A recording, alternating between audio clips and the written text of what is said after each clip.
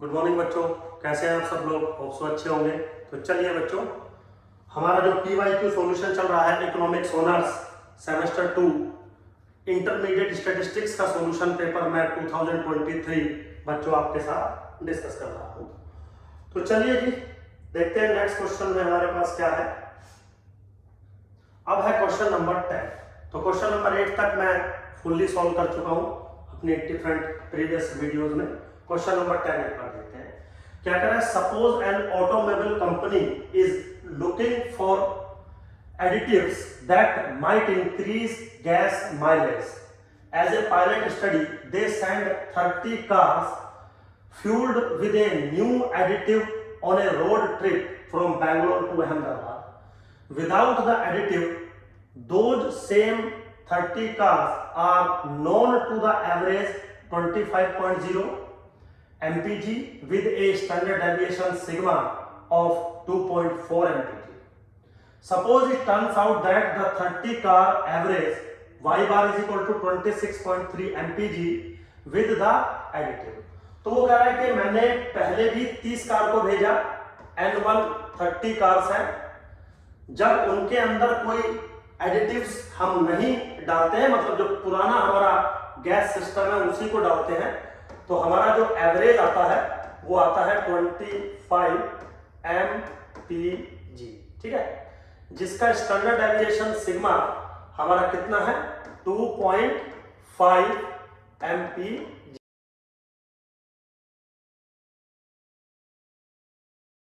2.4 mpg. Suppose it turns out that the same 30 cars average y bar is this one mpg with the additives. मतलब additives डालने के बाद अगर मैं उन सेम 30 कार्स को भेजता हूं तो जो एवरेज है वो कितना है 26.3। स्टैंडर्ड डेविएशन अभी भी सेम है, कितना है 2.4। ठीक है मेरे बच्चों, 5% लेवल ऑफ सिग्निफिकेंस पर 5% लेवल ऑफ सिग्निफिकेंस पर आपको बताना है कि जो what should be the company conclude, means ये जो चेंज आ रहा है वो एडिटिव की वजह से चेंज आया है, सिग्निफिकेंट चेंज है, या बाय सम एरर वो चेंज आपको दिखाई दे रहा है। ठीक है, सिंपल है बिल्कुल। चलिए जी स्टार्ट करते हैं। तो मेरे बच्चों, जो इंफॉर्मेशन है वो मैंने थोड़ा सा लिखी हुई है। क्या इंफॉर्मेशन है? वेरी सिंपल, N1 30 X1 बार, मतलब जो मॉडिफिकेशन है गैस के अंदर वो करने के बाद जो एवरेज है 26.3, स्टैंडर्ड डेविएशन 2.5 सेम है, N2 30 है, X2 बार मतलब जो मॉडिफिकेशन करने से पहले जो एवरेज था 2.5, सिग्मा 2 2.5 बिल्कुल सेम है 2.4, और अल्फा की वैल्यू 0.05। ठीक, ना हाइपोथेसिस क्या है? Additive has no effect, means जो आपने गैस में एडिटिव्स डाले हैं उनका कोई इफेक्ट नहीं है। क्योंकि अब कोई बच्चा पूछेगा सुधीर सर यही क्यों बनाया?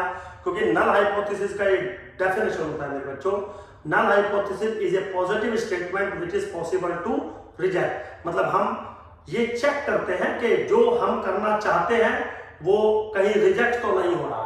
तो हम देखना चाहते थे कि गैस का जो हमने मॉडिफिकेशन किया है वो इफेक्टिव है या नहीं। तो पहले हम मान के चलते हैं कि इफेक्टिव नहीं है।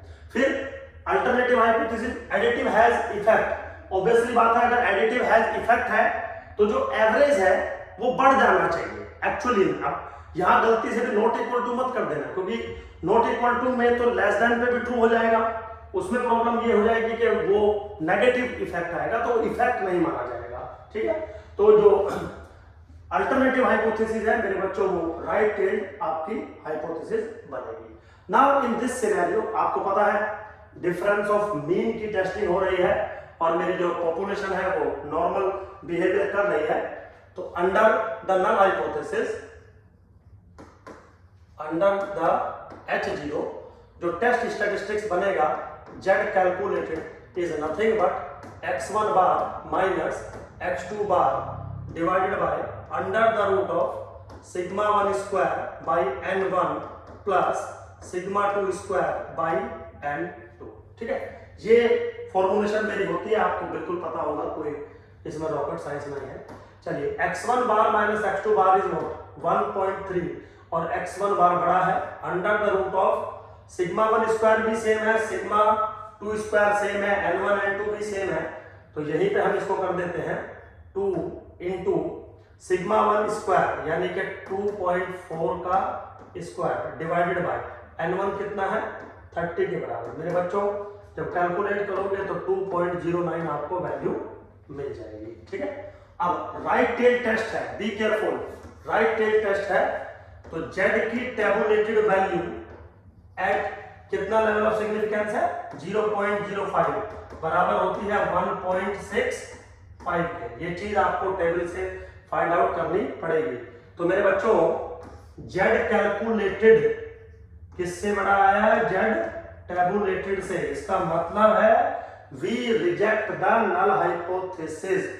तो जो कह रहा है कि एडिटिव हैज नो इफेक्ट, ये गलत बात है।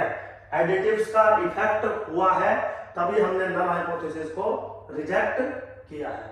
सिंपल है बच्चों, कोई ऐसा रॉकेट साइंस नहीं थी इसमें। ठीक है, चलिए जी अब अगला एक बार हम जो इसका पार्ट है उसको थोड़ा देख लेते हैं।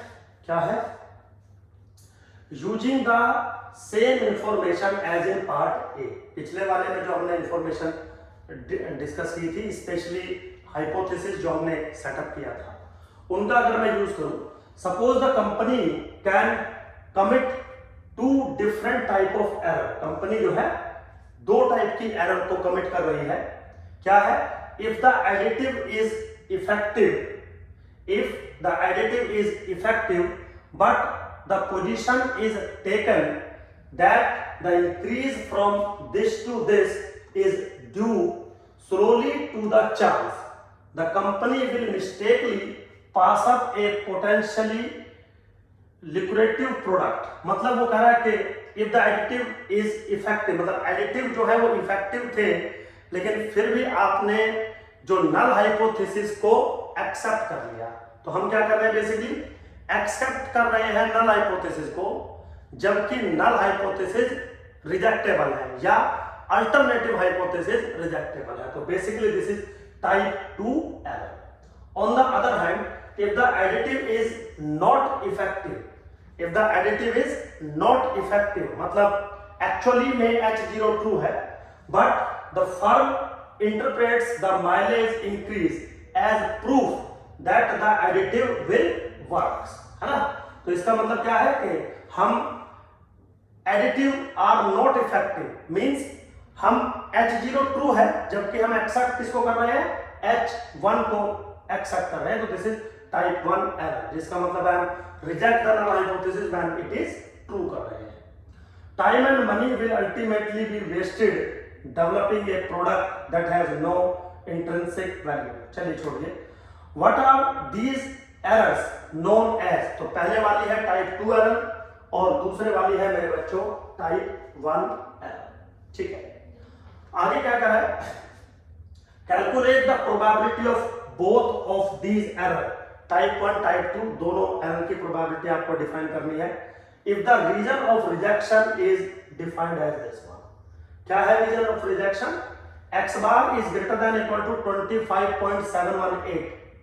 Also assume that the true population mean with the additive, also assume that the true population mean with the additive is 25.750। ठीक है, चलिए तो कुछ इंफॉर्मेशन है जो मैंने लिखी हुई है क्योंकि जरूरी होता है बच्चों को, आपका टाइम उसमें कम वेस्ट होता है। तो WC क्या है, x bar is greater than equal to 25.718। बाकी सब चीजें आपने लिखी हुई है। तो सबसे पहले हम अल्फा कैलकुलेट करेंगे। Alpha is what, probability reject H0 when H0 is true. ठीक है, reject H0 when H0 is true. तो रिजेक्ट कब होगा H0, प्रोबेबिलिटी दैट जब x बार की value greater than equal to 25.718। अच्छा, H0 ट्रू का क्या मतलब है, H0 ट्रू का मतलब है कि μ1 और μ2 दोनों बराबर है, एडिटिव हैज नो इम्पैक्ट या एडिटिव हैज नो इफेक्ट। ठीक है, तो चलिए जी, अंडर H0 इज ट्रू। अब मेरे बच्चों कुछ भी करके इसको स्टैंडर्ड नॉर्मल वेरिएट में आप बनाने की कोशिश करिएगा। Now this is what probability that x bar minus के mu zero upon sigma by root n, ठीक है। Now this is greater than equal to 25.718 minus के mu zero upon sigma by root n given that h0 is, ठीक। Now this is equal to what, देखिए h0 क्या है कि company का जो एक्चुअल एवरेज है, कब, जब आपने मॉडिफिकेशन नहीं किया है। अब वो यहां पे एक्चुअली गिवन नहीं है, तो हम क्या कर सकते हैं, हम म्यू जीरो की एस्टिमेटेड वैल्यू लेके चलेंगे जो कि x बार के बराबर है। और ये कौन से वाली x बार के बराबर है, कौन से वाली x बार के बराबर है, जब आपने मॉडिफिकेशन जो है नहीं किया था, जो एडिटिव्स आपने नहीं डाले थे, एडिटिव्स डालने से पहले वाला, क्योंकि h0 हम उसी को लेके चलेंगे, ठीक। तो यहाँ पे हम क्या इस्तेमाल कर लेंगे मेरे बच्चों, प्रोबेबिलिटी दैट, ये तो z स्टैटिस्टिक्स हो जाएगा, इसकी वैल्यू बना दीजिए, z is greater than equal to 25.718 minus के 25 डिवाइडेड बाय सिग्मा किसके बराबर था 2.4 ना, और n किसके बराबर था 30, तो 2.4 divided by under the root of 30। ऐसे मैंने थोड़ा सा वैल्यू इसमें डाली। मेरे बच्चों ये जो वैल्यू आपकी बनेगी, this is probability that z is greater than equal to 1.64 and this is equal to 0.05। अभी हमने बात करी थी इसके बारे में। तो जो टाइप 1 एरर की प्रोबेबिलिटी है वो किसके बराबर बन के आ रही है, 0.05 के बराबर। तो अल्फा इज इक्वल टू 0.05 मैंने आपको दे दिया, ठीक है। अब सेम काम करेंगे, जो टाइप 2 एरर है मेरे बच्चों, उसको एक बार थोड़ा सा डिस्कस कर लेते हैं। टाइप 2 एरर यानी कि बीटा, बीटा क्या कहता है, probability that accept h0 when h1 is true, ठीक है। तो प्रोबेबिलिटी दैट एक्सेप्ट कब करोगे, जब x bar is less than 25.718। अब गिवन h1, अब h1 एक्चुअली दिया हुआ है, h1 वो लास्ट में लाइन दी थी कि अगर मैं एडिटिव्स डालता हूं तो जो एक्चुअल एवरेज है वो 25.75, तो 25.75 इज नथिंग बट μ1, समझ गए भाई। बस अब इसका स्टैंडर्ड नॉर्मल वेरिएट बनाइए। Now this is probability that x bar minus 25.75 divided by sigma, sigma किसके बराबर था, सिग्मा है 2.4 के बराबर ना, 2.4 divided by root 30 is less than 25.718 minus 25.75 divided by 2.4 divided by root 30, ठीक है।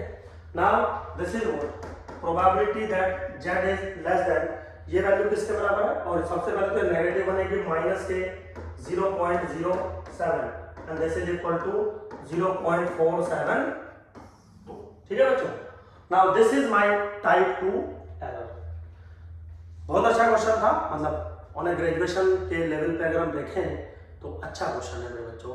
खैर फिर भी होप सो आपको समझ में आया होगा।